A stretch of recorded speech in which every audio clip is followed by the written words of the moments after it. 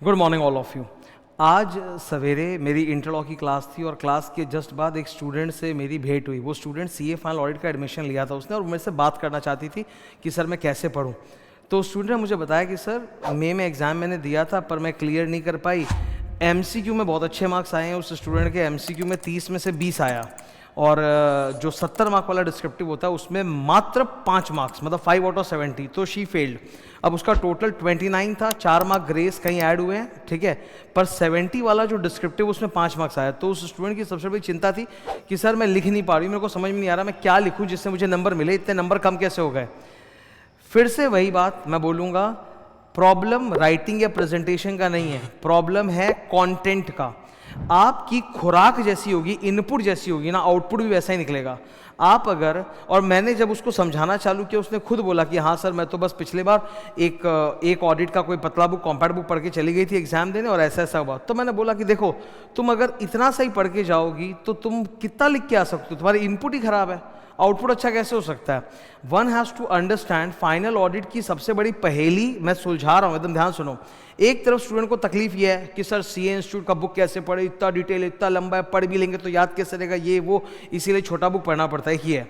दूसरी तरफ ये भी दिक्कत है कि सर छोटा बुक पढ़ेंगे तो ऑब्वियस बात है, we also know, we are students and we know what we are doing, कि छोटा बुक पढ़ें तो बहुत सारा कंटेंट हम इग्नोर करके पढ़ के जा रहे हैं, बहुत कम पढ़ के जा रहे हैं, उसी पे हमको लिखना है राइटिंग स्किल में।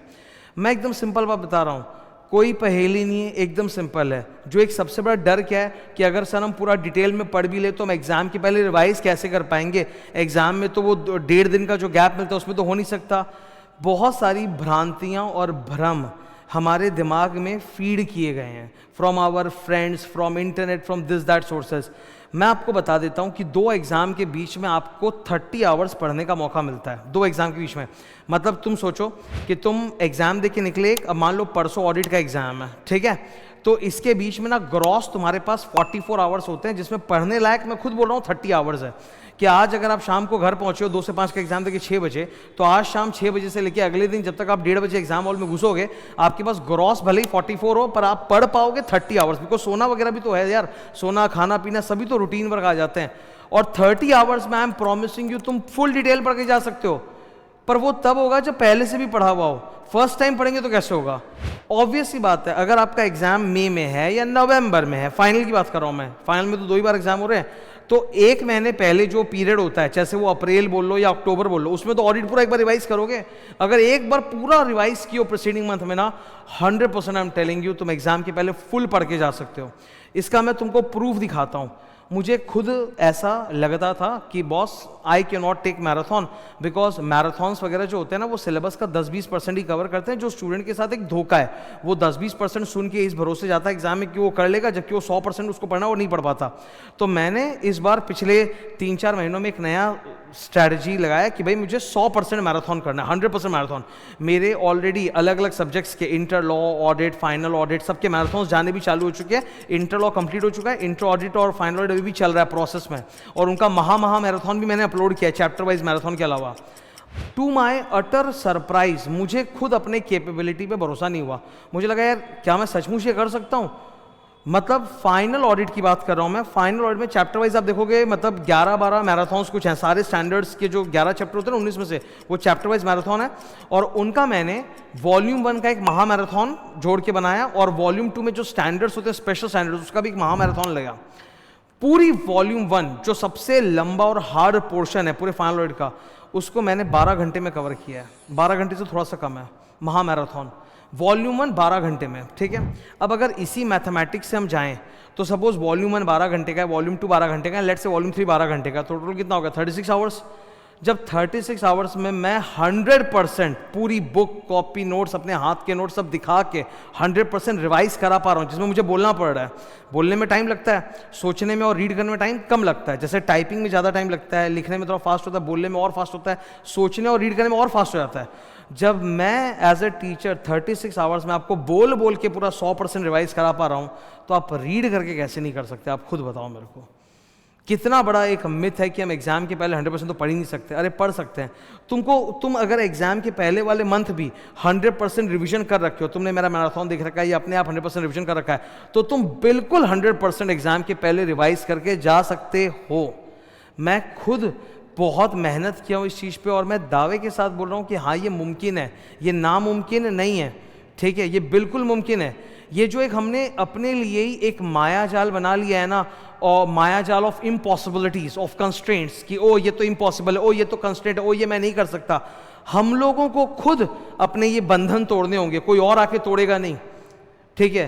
टीचर्स हेल्प कर सकते हैं, पर एंड में आपको अपने अंदर वो विश्वास जगाना पड़ेगा, yes I can do it, मैं कर सकता हूँ 100%। ऐसा बिल्कुल नहीं कि मैं नहीं कर सकता 100%। जिस तरह मैंने कंस्ट्रेंट्स को तोड़ा है, मैं जानता हूँ कि मेरे स्टूडेंट्स भी कंस्ट्रेंट्स को तोड़ सकते हैं, पढ़ सकते हैं। बस एक विश्वास की कमी है कि उनके अंदर वो विश्वास नहीं आ रहा खुद के प्रति। इट इज़ इंटरनल, ओके, ये एक्सटर्नल नहीं कि कोई क्या बोल रहा है हम क्या कर रहे हैं, ये इंटरनल है। खुद के अंदर से विश्वास आना पड़ेगा कि यस हम कर सकते हैं। मैंने तुम्हारे सामने प्रूफ रख के दे दिया कि जब 36 आवर्स के अंदर मैं फुल मैराथन करा सकता हूँ बोल बोल के, तो आपको तो रीड करके सुनना है। एग्जाम के पहले वाले महीने में अगर आपने पूरा 100% रिवीजन किया है एक हफ्ता लगा के, तो एग्जाम के पहले 1.5 दिन में आप बिल्कुल रिवाइज करके जा सकते हो। याद रखना, अगर तुम्हारा इनपुट अच्छा नहीं है ना, तुम्हारा आउटपुट कभी अच्छा नहीं होगा। तुम लिख लो, इफ़ यू देखो फाइनल ऑडिट का पेपर बहुत हार्ड होता है। मैं आपको इतना भी बोल रहा हूँ कि अगर आप 100% भी पूरा पढ़ के जाओगे तो भी वहाँ पे नए नए क्वेश्चंस आएंगे जिसमें और दिमाग लगाना पड़ेगा और क्रिएटिव होना पड़ेगा। तो बियॉन्ड द बुक तो आएगा ही कुछ, लेकिन उसमें सोचो एक स्टूडेंट अगर खुद आईसीआई की बुक का 100% भी कवरेज नहीं करे तब क्या होगा। यहां मैं तो बोल रहा हूं कि तुम अगर 100% भी कर लो, जैसे मेरी किताब है 100% आईसीआई कवरेज है, पूरा बुक, क्वेश्चन आंसर्स एवरीथिंग, वो करने के बावजूद भी नए नए तरह के क्वेश्चंस आते हैं जो मैं क्लास में भी दिखाता हूं कि क्वेश्चन बैंक में देखो ये क्वेश्चन था जो थ्योरी किताब में नहीं था, ये नया है, ये क्रिएटिव है, यहाँ पे क्रिएटिविटी लगाना पड़ेगा, खुद सोचना पड़ेगा क्या करना है। तो क्रिएटिविटी का तो ऑलरेडी तैयारी करना ही है, ऊपर से अगर आप इंस्टीट्यूट का भी मैथ 100% नहीं करोगे तो आप सोच लो आप कितना बड़ा ब्लेंडर कर रहे हो। इनपुट ही नहीं है, आउटपुट कहाँ से निकलेगा? तुम पढ़ोगे तब तो कंटेंट निकलेगा। मैं बार बार बोल रहा हूँ, राइटिंग प्रेजेंटेशन नहीं होता सर, राइटिंग प्रेजेंटेशन का प्रॉब्लम नहीं है। तुम 20 साल से पढ़ाई कर रहे हो, जितना अच्छा राइटिंग प्रेजेंटेशन तुमको आता है, किसको आता है? आज एक ह्यूमन एवरेज लाइफ जो होती है वो 70-75 साल की होती है, जिसमें 20-25 साल तो हमारे पढ़ाई में निकल जाते हैं।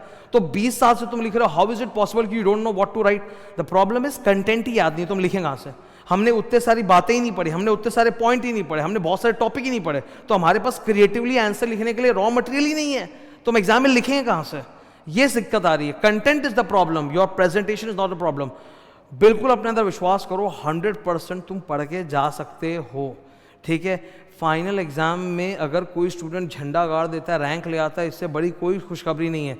डिग्री खत्म, पढ़ाई का लोड खत्म, अब नई जिंदगी चालू हो जाती है। तुम अपने लाइफ के सेकंड लेवल पे मूव कर जाते हो। पढ़ाई खत्म, अब चलो पैसा कमाना है, काम करना है, करियर करना है, ठीक है। तो प्लीज़ मैं अभी भी वार्निंग दे रहा हूँ, आज 16 अगस्त है, ठीक है। नवंबर में एग्जाम्स है तुम्हारे, नवंबर में, अभी तुम्हारे हाथ में 2.5 मंथ्स है। उस लड़की ने बोला अभी सर 2.5 मंथ में मैं पढ़ लूँगी क्या? अरे तुम बिल्कुल पढ़ सकते हो, 2.5 मंथ्स इज गुड इनफ, तुम आराम से पढ़ सकते हो। फाइनल ऑडिट की 57 क्लासेस है, मैंने 2 बैच लिए हैं न्यू सिलेबस के बाद फुल। मेरा पहला बैच जो है दिसंबर में स्टार्ट हुआ था, मार्च में ख़त्म हुआ, 80 क्लासेस, 240 आवर्स था। फिर मैंने बोला यार 80 क्लासेस सुन के स्टूडेंट तो पढ़ना नहीं चाहेगा, I have to work hard on it. मैंने फिर से मई मंथ में नया बैच स्टार्ट किया और अभी अगस्त में ख़त्म किया।